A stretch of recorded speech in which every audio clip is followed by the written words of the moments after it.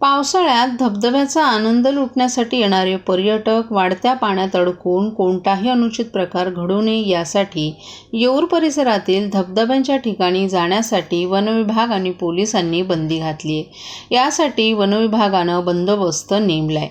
संजय गांधी राष्ट्रीय उद्यानाचा भाग असलेल्या ठाण्यापासून हाकेच्या अंतरावरील येऊरच्या जंगलातील धबधबे हे तरुण पर्यटकांना नेहमीच खुणावतात, परंतु धबधब्यांचं पाणी वाढल्यानंतर धबधब्यांच्या जवळील नाल्यांमध्ये अनेक वेळेला पर्यटक अडकल्याच्या घटना यापूर्वीही घडल्यात। लोणावळा आणि राज्यभरातील धबधब्यांच्या ठिकाणी घडलेल्या दुर्घटनांच्या पार्श्वभूमीवर येऊरच्या धबधब्यांच्या ठिकाणी जाण्यास पर्यटकांना बंदी आहे।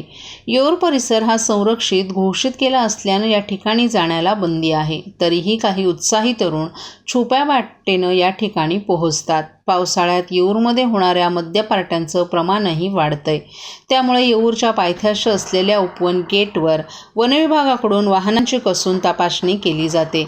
सुरक्षेचा उपाय म्हणून येऊर प्रवेशद्वार सायंकाळी 7 वाजल्यानंतर बंद करण्याचा निर्णय वनविभागानं घेतलाय। केवळ अत्यावश्यक सेवा, गावातील नागरिक, वायुदलाचे अधिकारी, पोलीस आणि वनकर्मचाऱ्यांनाच सायंकाळी 7 वाजल्यानंतर येऊरला प्रवेश देण्यात येत असल्याची माहिती वनविभागाच्या अधिकाऱ्यांनी दिली आहे।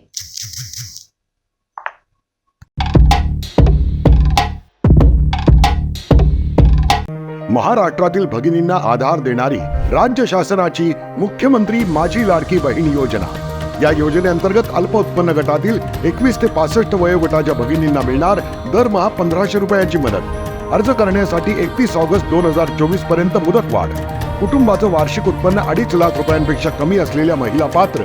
कुटुंबाकडे पिवळं किंवा केशरी रेशन कार्ड असल्यास उत्पन्नाचा दाखला आवश्यक नाही। पांढरं रेशन कार्ड असेल किंवा रेशन कार्ड नसेल तर कुटुंबाचं वार्षिक उत्पन्न 2.5 लाखांपेक्षा कमी असल्याचा दाखला आवश्यक। योजनेसाठीचा ऑनलाईन अर्ज नारी शक्ती दूत ॲपवरून किंवा पोर्टलवर भरता येईल। ज्या भगिनींना ऑनलाईन अर्ज भरता येत नसेल त्यांच्यासाठी अंगणवाडी, ग्रामपंचायत, वॉर्ड ऑफिस, सेतू सुविधा केंद्रामध्ये किंवा आशाताई बचत गटाच्या CRP यांची मदत उपलब्ध। आता आपल्याला अभिमानानं म्हणता येईल, सुखी आणि सुरक्षित आहे माझी लाडकी बहीण।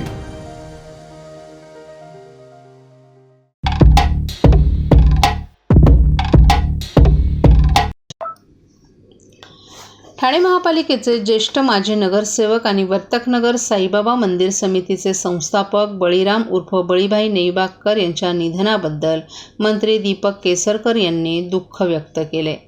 त्यांच्या कुटुंबियांची आपण भेट घेतली असून त्यांचं सांत्वन केल्याचं त्यांनी म्हटलं आहे।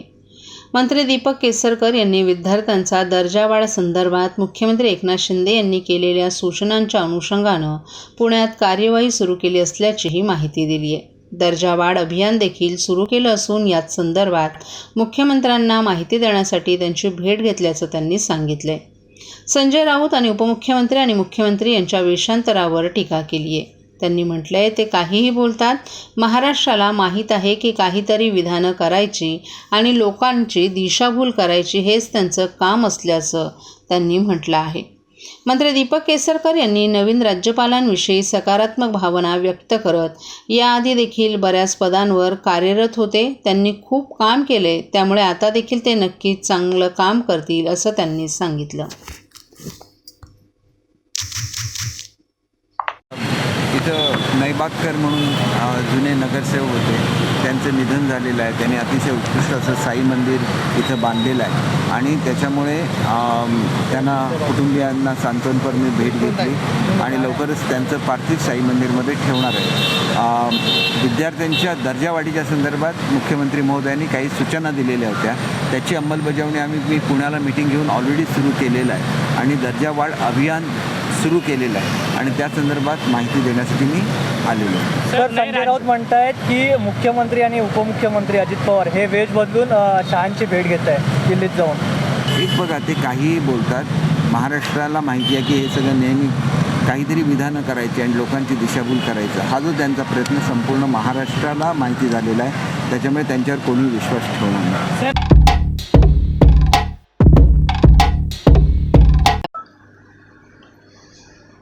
गेल्या काही दिवसांपासून राज्यात महिलांवरील अत्याचारात प्रचंड वाढ होऊ लागली. याविरोधात राष्ट्रवादी महिला काँग्रेस, शरदचंद्र पवार पक्ष आक्रमक झाला असून ठाण्यात जोरदार निदर्शनं करून आरोपींना फाशीची शिक्षा द्यावी अशी मागणी करण्यात आली. डायघर येथे एका मंदिरामध्ये अक्षता म्हात्रे या महिलेवर 3 पुजाऱ्यांनी बलात्कार करून नंतर तिची हत्या केली, तर उरण येथे एका यशस्वी शिंदे या तरुणीची अत्यंत निर्घृणपणे हत्या करण्यात आली.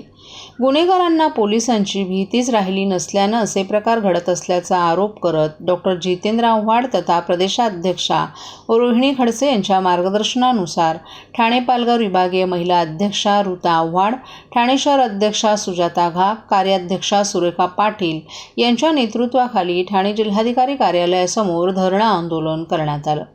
यावेळी महिलांनी राज्य सरकारच्या निषेधार्थ घोषणा देऊन हा खटला फास्ट ट्रॅकवर चालवून आरोपींना फाशीची शिक्षा द्यावी, महिला संरक्षणाचं धोरण राबवता येत नसल्यानं मुख्यमंत्री, गृहमंत्र्यांनी राजीनामा द्यावा अशी मागणी केली.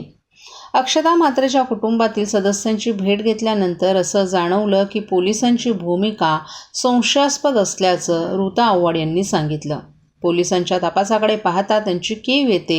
निवडणुका आल्यानं लाडकी बहीण योजना आणली असेल तर निवडणुकांकडे पाहून बहिणींना सुरक्षा द्यावी. अक्षताचे मारेकरी सापडले असले तरी यशस्वीचा मारेकरी मोकळा आहे, त्यालाही जेरबंद करावं आणि लवकरात लवकर शिक्षा द्यावी अशी त्यांनी मागणी केली.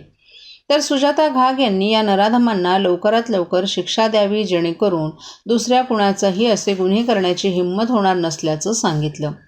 या आंदोलनात माजी नगरसेविका अपर्णा साळवी, आरती गायकवाड, प्रदेश प्रवक्त्या रचना वैद्य, प्रदेश प्रतिनिधी शशी पुजारी, मनीषा कर्लाद, माधुरी सोनार, प्रियंका सोनार, युवक अध्यक्ष विक्रम खामकर, कार्यकर्त्या आणि जिल्हा अध्यक्ष सुहास देसाई, विद्यार्थी अध्यक्ष प्रफुल्ल कांबळे, गजानन चौधरी, सचिन पंधरे, हिरा पाटील आदीही सहभागी झाले होते.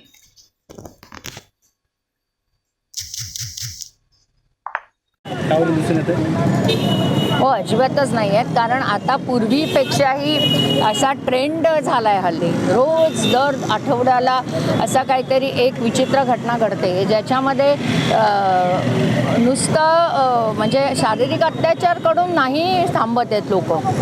कसलं तरी सूड ओघवल्यासारखं त्यांना मारल्याशिवाय गुन्हेगारांना म्हणजे काही मला वाटतं शांती मिळत नाही आहे. आणि ही जी एक मानसिकता आपल्या समाजात फोफावते ती खूपच वाईट आहे, आपल्या येणाऱ्या पिढ्यांसाठी वाईट आहे.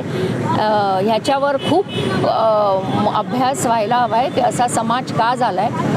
पोलीस देखील बऱ्याचशा वेळेला खूपच संशयास्पद भूमिका निभावतात.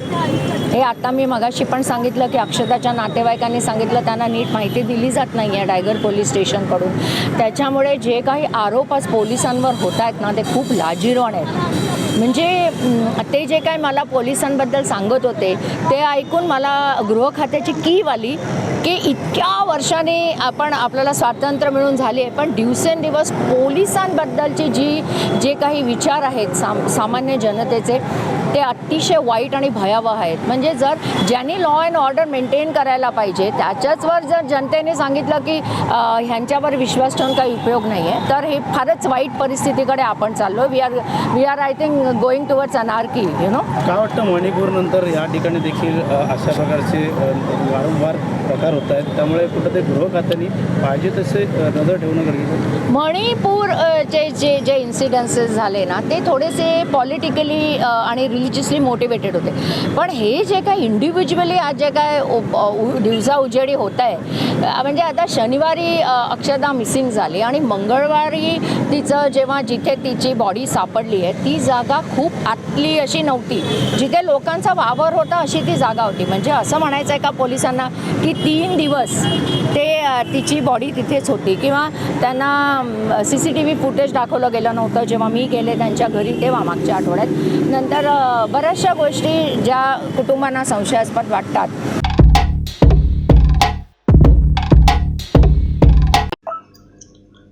पर्यावरणपूरक गणेशोत्सव साजरा करताना नागरिकांना पर्यावरण स्नेही गणेश मूर्ती तसंच सजावटीचं साहित्य उपलब्ध व्हावं यासाठी ठाणे महानगरपालिकेनं आयोजित केलेल्या पर्यावरण स्नेही गणेश मूर्ती प्रदर्शनात ठाणेकरांचा उत्स्फूर्त प्रतिसाद मिळत आहे. ठाणे महानगरपालिका क्रमांक 19 विष्णुनगर नौपाडा येथे आयोजित केलेलं हे प्रदर्शन 4 पर्यंत सुरू राहणार आहे. खासदार नरेश म्हस्के यांच्या हस्ते आणि आमदार संजय कर यांच्या उपस्थितीत शनिवारी या प्रदर्शनाचं उद्घाटन करण्यात आले.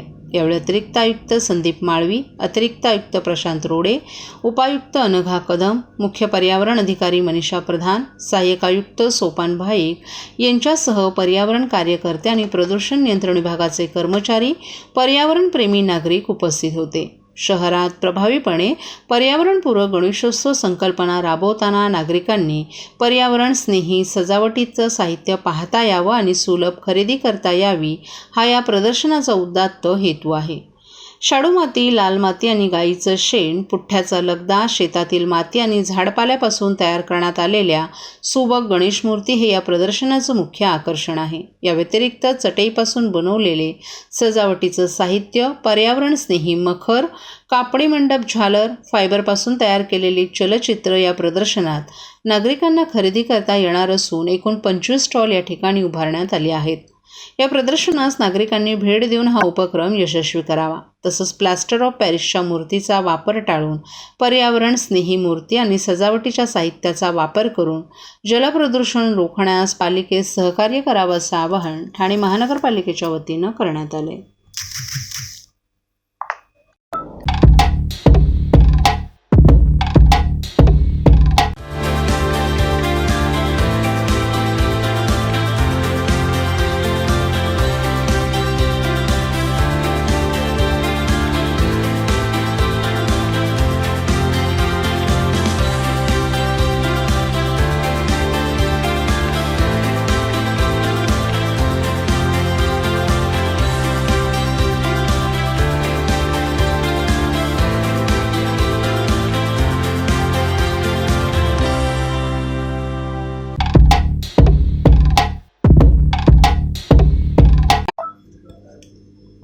ठाणे महानगरपालिकेचे ज्येष्ठ माजी नगरसेवक आणि वर्तकनगर साईबाबा मंदिर समितीचे संस्थापक बळीबाई नैबागकर यांचं काल अल्पशा आजारानं निधन झाले.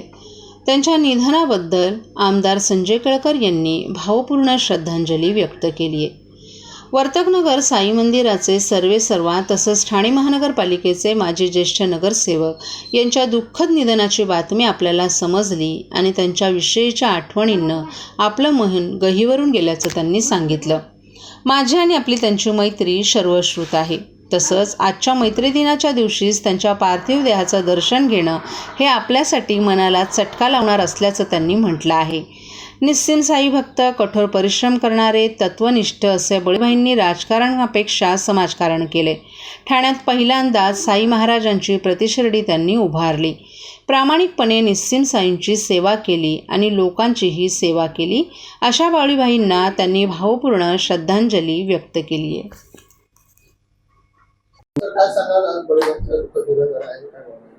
बळीबाईंचं निधन हे अत्यंत चटका लावून जाणारं आहे. साई भक्तांनाच नव्हे तर तमाम ठाण्यातल्या, ठाणेबाहेरच्या तमाम नागरिकांना देखील हे एक धक्कादायक आहे. कारण चालता फिरता असताना त्यांचं अचानक निधन झालं. त्यांचा मागच्या आठवड्यामध्येच वाढदिवस होता आणि त्यांनी शिर्डीला जाऊन साईंचं दर्शन घेतलं की ज्या साईंची सेवा त्यांनी गेली 40 वर्ष केली आणि त्यांच्याच खांद्यावर सगळी धुरा उभारून इथे एक प्रकारे प्रतिशिर्डी या ठिकाणी उभं केलं.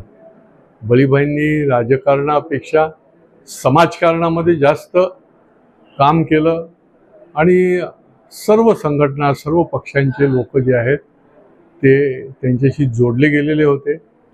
एक ज्याला म्हणता येईल की कठोर परिश्रम करणारा आणि